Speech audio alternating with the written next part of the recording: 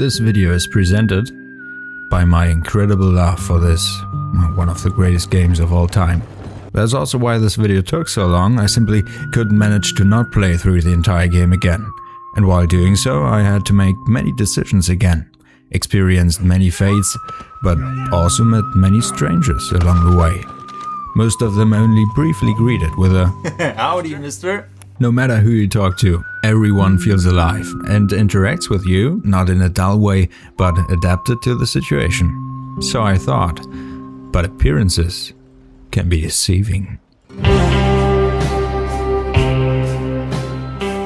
When I think about the NPCs in Red Dead, I think about two things. First, NPCs react dynamically. For example, if you ride into town covered in dirt, the residents are not exactly very polite towards you.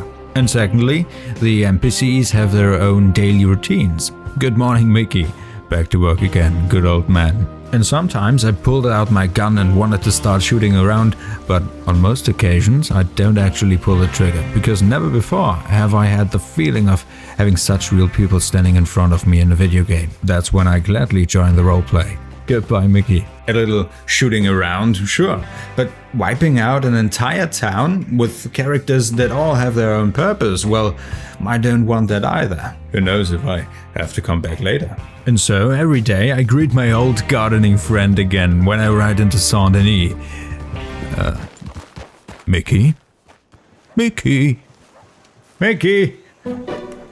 Mickey, why the hell? Who are you? Was Mickey fired? Is this simulation really that advanced? Wow. Hello. Hello.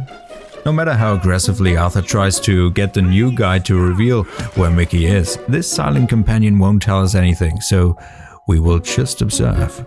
It's 8 p.m. Work is over. Mickey number 3 goes home. Oh wait, where is he going? Good evening, dogs.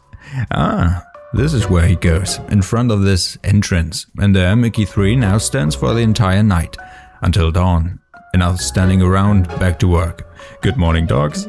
And Mickey 3 is working again until 8 p.m. Time to finish work. Good evening, dogs. So Mickey 3 has a very simple daily routine, working, standing around at night. There are NPCs with much more packed schedules, but in the end, they all end up at the same time, at the same place. There are exceptions though. Good morning, officer, or hello, random carriage driver. But otherwise, you can find all NPCs every day at the same time and the place of their choice. Wait. Someone in a suit was standing here yesterday at this time and smoking. Where is he? Well, not every time you ride into the city, every NPC spawns as well. They all have a certain probability. Sometimes they are not there at all. Neither here nor there. But it gets even better.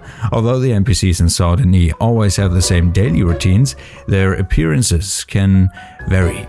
Mickey therefore has a certain spawn probability, choosing a design from a pool of gardeners and placing this Mickey at one of his spawn points, depending on the time of day, of course. If it's night, Mickey immediately spawns at a smoking spot. If it's working hours, he first walks out of the bushes every time and then starts working. And if we catch him in the time between those moments, he starts walking from the previous spawn point. Simple, but fine. Okay, let's test this. If we kill this horse trader and return to the stable, he should, wait, look exactly the same? Is he at least angry towards us now? Well, hello there. No, he still likes us, but I thought NPCs react to our actions and don't just respawn and forget everything. So, what is actually true? And here we get to reason number 2 why this video took so long, not only because Red Dead is a genius story game that simply pulls you in, but also because 8 years after release, nobody still knows exactly how Rockstar actually programmed this thing. But how can that be? There are tons of mods for Red Dead 2. Yes, but only because of one huge database that a community together with GTA fans collected over the years. Effort, sweat, tears. This database contains attributes and commands that were randomly discovered through experimenting or knowledge from older Rockstar games, because Rockstar never released the source code of Red Dead Redemption 2. Every mod is the fine work of the entire community, and after 8 years they unfortunately still are at the beginning. We can program funny things, yes, but this only requires 1 or 2 specific code parameters mostly, while the rest is Rage Engine standard. But understanding game-specific NPCs and their systems, well, no. And so everything you hear today was collected through personal experiments and hundreds of hours of gameplay expanded by the community. Thank you for that, you guys are awesome. So, why does the horse guy respawn exactly the way I kill him? Are the NPCs in Red Dead not as realistic as I thought? Well, there are 3 types of NPCs. Permanent ones, which include, for example, our horse salesman, but also Arthur's companions or the sheriff of every town, always with the exact same face. Then semi-permanent ones, which have a certain spawn probability and always follow the same daily routines, even if their skin changes. And there are random NPCs, meaning people who simply walk endlessly around cities, but also carriage drivers or encounter NPCs on the side of the road. What happens if we try to follow all 3 types for an entire day? The videos on YouTube so far only show one type of NPC, creating the impression that everyone has a daily routine. Friends like our horsekeeper, but also simple town folk like Mickey here. And yes, if you stay at a distance and only watch, these NPCs will repeat the same routines for days. So far, so realistic. Although, with Mickey here, you would already have to stand still for 24 minutes until he finally leaves the garden. A Red Dead day lasts 48 real minutes and Mickey only has 2 locations, so why does this mechanic even exist? For simplicity, instead of programming multiple scenes depending on the time of day, you simply schedule, meaning you plan the NPCs. This way during the day everyone is at work. At night they are at home or standing in front of a random barn like Mickey, and in the evening they move through the streets. Many players spend several minutes working around in the city, so the dynamic changing of scenes works without completely resetting everything. You just need simple NPC instructions. And this even makes it interesting for YouTube montages. And yes, there are definitely NPCs, most of them actually, in Saint-Denis, with far more than only 2 locations per day. To make this possible, especially to allow you to have a short conversation with every NPC, Rockstar hired several thousand actors and had them record lines for the video game. And you can really notice that. That's how a lawman solves a problem.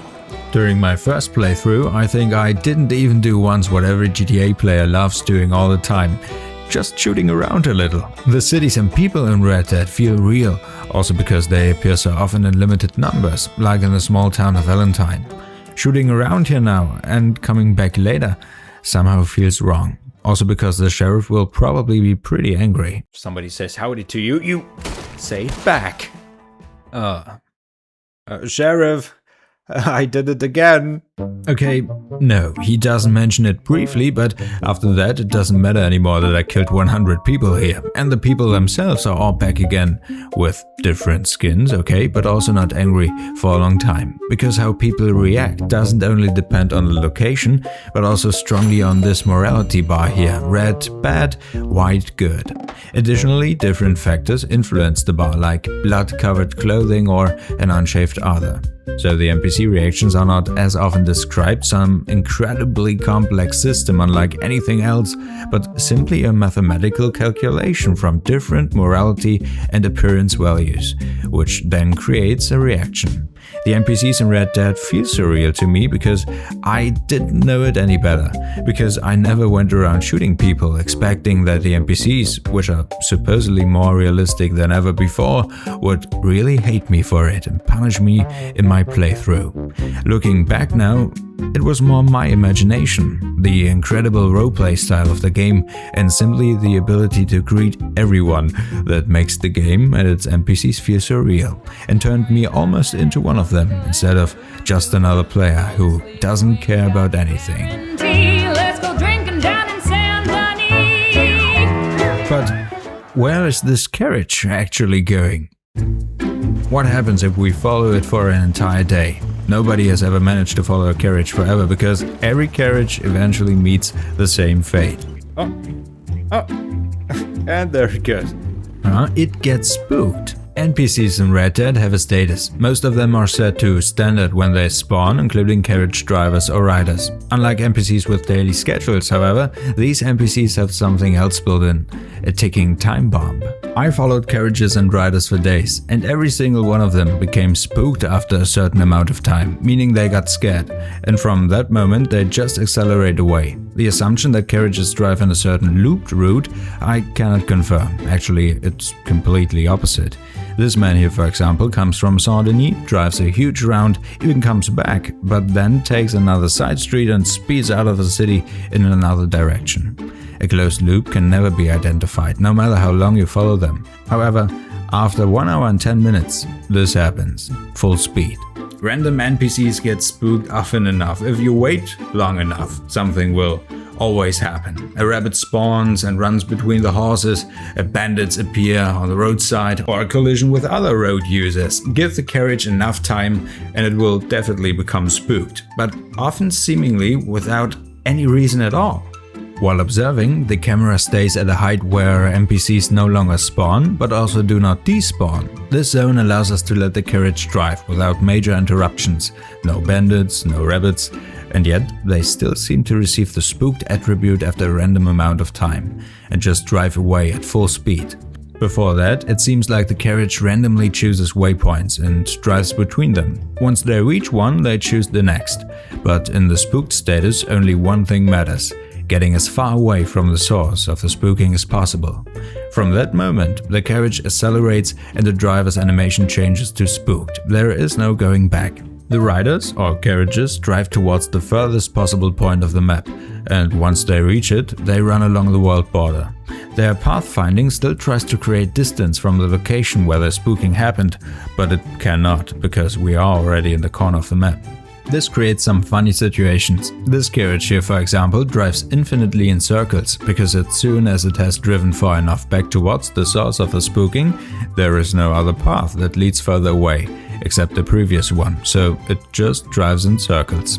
And yes, we as the camera are not the source of the spooking. You can clearly see this from the NPC's direction of view. And even after hours of waiting, no NPC ever left this spook state. So Red Dead 2's NPCs are not really made to be followed around or accompany them for an entire day. Schedules and random encounters are programmed in a way that makes them less noticeable instead of standing out. If we still try to do it, we experience either a very slow process or random waypoints that are simply followed. Other games demand much more from their NPCs, for example Prison Architect, where every single one of the 500 prisoners has their own needs, tasks, routines, plans their own conflicts, and the guards have to coordinate themselves within thousands of small actions every day. Which guard gets assigned which task, where inside the prison, what is the shortest route, and would another guard nearby, who only needs to quickly complete another task, like unlocking a door, actually arrive much faster?